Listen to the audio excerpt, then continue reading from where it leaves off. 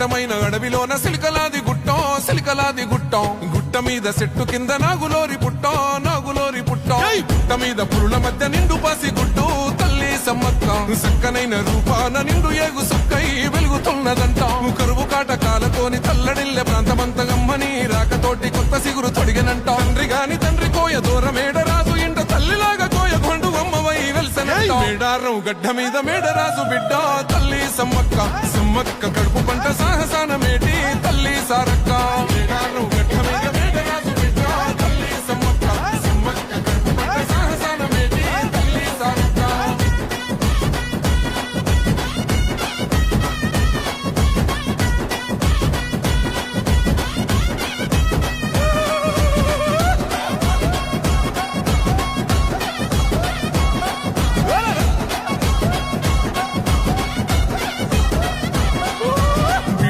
భూములన్నీ పురుడు పోసుకొని పులకరించెనమ్మో